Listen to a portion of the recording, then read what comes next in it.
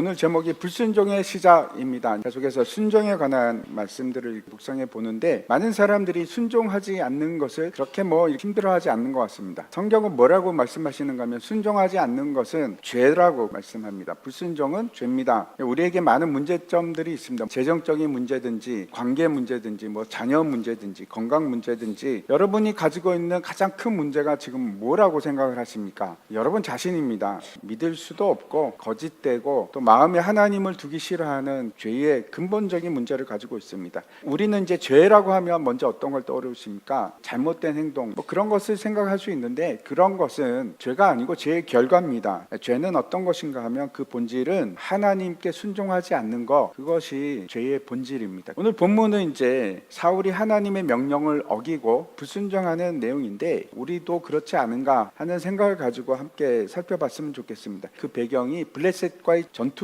앞에서 우리가 살펴본 사울의 첫 번째 전쟁은 암몬과의 전쟁이었는데 거기서 대승을 거둡니다. 암몬은 이스라엘의 이제 동쪽에 있는 나라이고 블레셋은 남서쪽에 거의 서쪽에 있는 나라입니다. 그리고 이제 나중에는 남쪽에 있는 나라와도 전투를 하게 되는데 블레셋은 사사 시대 때부터 굉장히 이스라엘을 지속적으로 침략하고 괴롭혔던 나라 중에 하나입니다. 이스라엘은 이때까지만 해도 굉장히 블레셋에 대해서 피지배층처럼 그렇게 살아왔던 것 같습니다. 7장에 보면 그러나 하나님께서 이제 사무엘이 통치하는 기간 중에는 블레셋을 막으셨다 하는 기록이 나옵니다. 두 나라 사이에 일시적인 평화가 있었지만 그렇다고 해서 긴장 관계가 다 사라지고 그런 것은 아닙니다. 사무엘 10장에서 여러분이 이제 기억나실지 모르겠는데 사무엘이 사울을 처음 만났을 때 사무엘이 머리에 기름을 붓고 너에게 하나님께서 세 가지 징조를 보게 하실 것이다 이렇게 이제 말씀을 하거든요. 세 번째가 어떤 건가 하면 너에게 성령이 크게 임할 것이다 하는 이제 예언입니다. 그 구절을 다시 한번 보겠습니다. 10장 5절입니다. 하나님의 산에 이르리니 되어 있는데 이 산이라는 것이 기브아라는 말입니다. 그것에 뭐가 있었습니까? 블레셋의 영문이 있었다 하는 기록입니다. 블레셋 영문이 오늘 그 전투하고 아주 깊은 관계가 있습니다. 블레셋 사람들의 영문이 어떤 역할을 했을까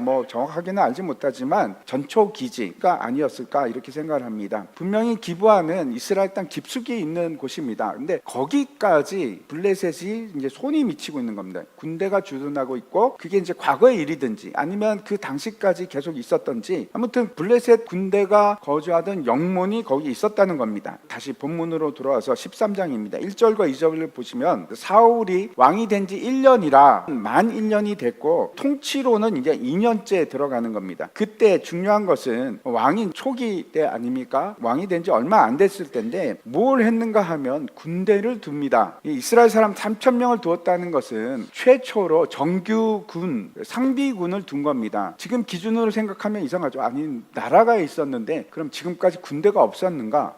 군대도 없고 왕도 없는 참 독특한 나라였습니다. 전쟁이 나면 어떻게 합니까? 그전에는 민병대가 일어납니다. 전쟁을 치르고 그 전쟁이 다 끝나면 다시 고향으로 돌아가고 그런 상태였는데 사울이 최초로 군대를 둔 겁니다. 두 대는 믹마스 베델 사이에 두고 그다음에 요나단과 함께 베냐민 기브에 한 대를 두게 됩니다. 처음 여기서 요나단이라는 이제 인물이 등장을 하는데 요나단은 사울의 첫 번째 아들입니다. 그가 한 대를 맞고 사울 왕이 이제 두 대를 맞는 지도를 보시면은 이제 분홍색으로 되어 있는 것이 지금 이제 3,000명 밑에 1,000명이 있고 위에 이제 2,000명이 있는 겁니다. 그리고 가운데 파란색으로 되어 있는 여기는 이제 개바라고 나옵니다. 기브하고 철자가 똑같습니다. 거기에 이제 영문이 있는 겁니다. 수비대가 있는데 거리가 기브아로부터 4km 정도 됩니다. 어떤 일이 일어나는가 하면 요나단이 이 블레셋 수비대를 습격을 합니다. 3절과 4절 한번 보시기 바랍니다. 블레셋 수비대가 이제 주둔하고 있는데 여러 가지 목적이 있었을 겁니다. 굉장히 위압감을 느끼겠죠. 외국 군대가 거기 주둔하고 있으니까 그게 한 가지 이유일 거고 또 다른 이유가 있었던 것 같습니다. 뒤에도 나오는데 이스라엘 안에서 블레셋이 경제적인 이득을 취하는데 그 일과도 관계가 있는 것 같습니다. 근데 이상한 점이 있습니다. 왜 갑자기 요나단은 블레셋 군대를 쳤을까? 본문에는 아무런 이유가 나오지 않습니다. 그러면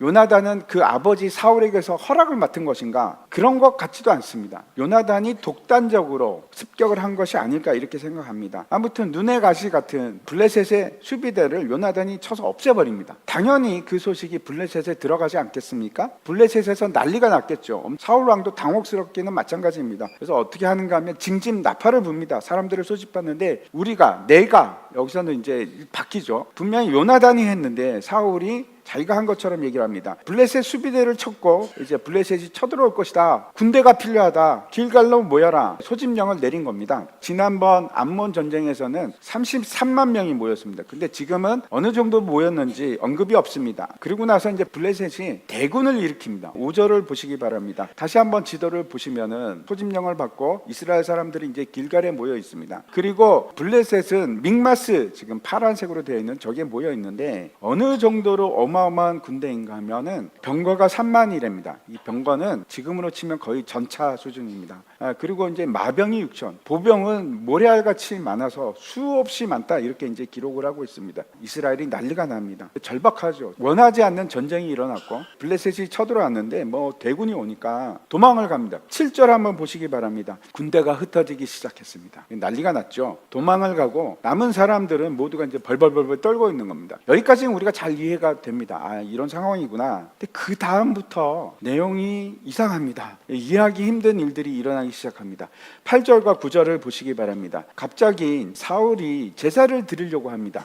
근데 문제가 있습니다. 사무엘과 사울이 정한 길이 있다는 겁니다. 7일. 이 7일을 기다리는 동안에 문제가 생깁니다. 못 기다리고 이스라엘 군대가 흩어지기 시작하고 도망가고 막 난리가 아닌데 약속은 7일을 기다리는 겁니다. 눈앞에 근거리에는 지금 블레셋 군대가 진을 치고 있고 제사를 드리는 것은 이해가 가는데 아니 왜 7일을 기다려야 하는가? 사무엘이 이런 명령을 왜 내렸을까 하는 의문을 가지게 됩니다. 그리고 사무엘이 사울과 약속을 한 내용도 나오질 않습니다. 그런데 10장에 가면 똑같은 내용이 다시 나옵니다. 앞에 우리가 봤던 10장입니다. 7절과 8절에 보시기 바랍니다. 요 부분만 딱 떼서 지금 요 상황이랑 맞추면 딱 맞지 않습니까? 근데 이거는 언제 일인가 하면 2년 전의 일입니다. 2년 전에 사무엘이 이제 사울에게 기름을 붓고 나서 세 가지 징조를 얘기를 했는데 네가 하나님의 산으로 가는 동안에 기브아 하나님의 산에서 선지자들을 만날 텐데 그때 네가 성령을 강하게 받고 새 사람이 될 거다. 그러면서 이 얘기가 나오거든. 이 징조가 내게 임하거든. 너는 기회를 따라 행하라. 너는 능력이 되는 대로 최선을 다해서 행하라. 그러면 하나님께서 너와 함께 하실 것이다 하는 말씀입니다. 그 당시에는 이상하지 않을 것 같은데 지금 다시 돌아보면 이거는 하나님이 함께 뭔가를 하기를 원하신다는 뜻이지 않습니까? 하나님께서 함께 하실 거니까 너는 최선을 다해서 징조를 보거든 뭔가를 행하라 하는 뜻이 없습니다. 물론 이 명령은 사울이 왕이 되기 전에 했던 명령인데 그 이후로 어떤 일이 있는가 하면 사무엘과 사울이 백성들과 함께 길갈에 가서 왕으로 세웁니다. 그리고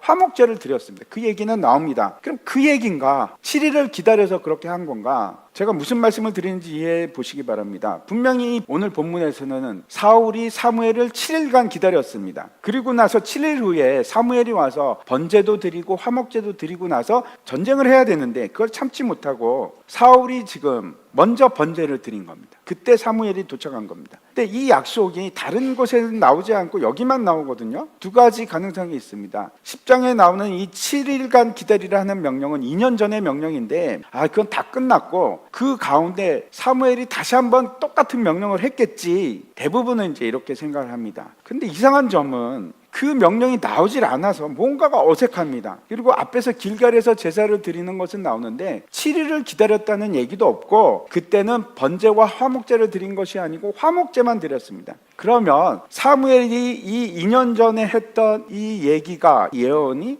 지금 얘기인가? 지금 이 사건을 위해서 2년 전에 예언을 한 것인가 하는 생각이 납니다. 오늘 본문에서 이 명령이 뭔가 하면 7일을 기다리라 하는 말씀인데 또 한 가지 잠깐 생각할 것은 요나단이 블레셋 군대를 기습을 했는데 그것 때문에 전쟁이 시작했습니다. 근데 다시 저 7절을 잘 보시기 바랍니다. 7절을 보면 이 징조가 내게 임하거든 너는 기회를 따라 행하라. 하나님이 너와 함께 하시느니라. 이 징조는 어떤 거였습니까? 앞에서는 사울이 성령을 받고 예언을 하고 권능을 받는 건데 그렇다면 어쩌면 이 기회를 따라 행하라 하는 것은 우리가 추측할 수가 있습니다. 이거는 그러면 블레셋 수비대를 치라는 얘기인가? 기회가 오면 쳐라 하는 말인가? 왜 그런가 하면 이때 사무엘이 분명하게 블레셋 영문을 언급하고 있기 때문에 그렇습니다. 다시 말씀드리면 사울은 이 성령의 권능을 입었고 그렇다면 블레셋을 쳤어야 되는 겁니다. 그러면 하나님께서 함께 하셨을 텐데 그 일을 안 했습니다. 그렇다면 13장에 나오는 이 본문에서 사울이 해야 할 일은 딱 정해져 있습니다. 길갈로 내려가서 7일을 기다려야 한다. 이것이 이제 명령인 겁니다. 그리고 사무엘이 이 전쟁을 위해서 번제와 화목제를 드려야 하는 겁니다. 사울이 해야 할 바는 이 명령에 순종하는 일인데,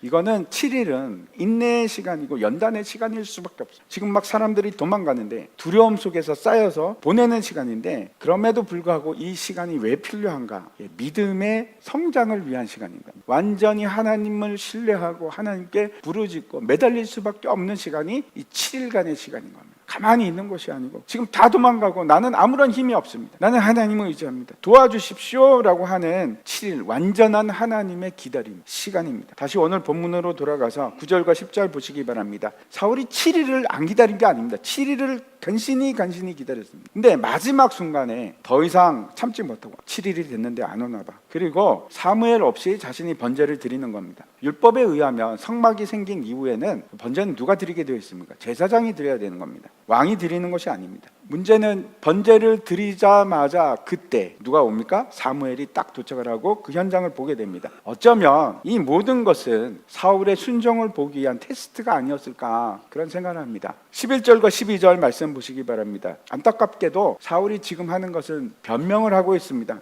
백성은 나를 떠났고 지금 급해 죽겠는데 정한 날이 왔는데도 당신은 오지 않았지 않습니까? 너무 급해서 빨리 제사를 끝내고 번제를 드렸습니다. 그 일을 위해서. 여기 내가 은혜를 간구하지 못하였기에 하는 말을 오해할 수 있는데, 이게 하나님의 은혜를 간구했다 그런 뜻이 아니라, 은혜라는 말이 여기 원래 원문에는 없습니다. 이런 얘기입니다. 제가 하나님을 달래지 못해서, 그러니까 이거는 절차니까 빨리 끝낼 수밖에 없었습니다 라는 얘기입니다. 굉장히 잘못된 말이죠. 사무엘이 이 왕이 도대체 뭐가 잘못됐는가, 가장 먼저 얘기해야 될 것이 변명이 아니고 잘못을 회개하는 겁니다. 우리도 마찬가지입니다. 잘못을 알았을 때 우리가 해야 할 것은 하나님께 회개하는 겁니다. 하나님, 제가 잘못했습니다 라고 무릎을 꿇는 겁니다. 그런데 사울은 회개하지 않습니다. 이에 대해서 이제 사무엘이 어떻게 말하는지 13절과 14절 보시기 바랍니다. 이 망령되이 행했다 하는 것은 영적으로 어리석었다 하는 뜻입니다. 중요한 것은 사울이 하나님의 명령을 지키지 못한 겁니다. 만약 하나님의 명령을 지켰다면 사울과 그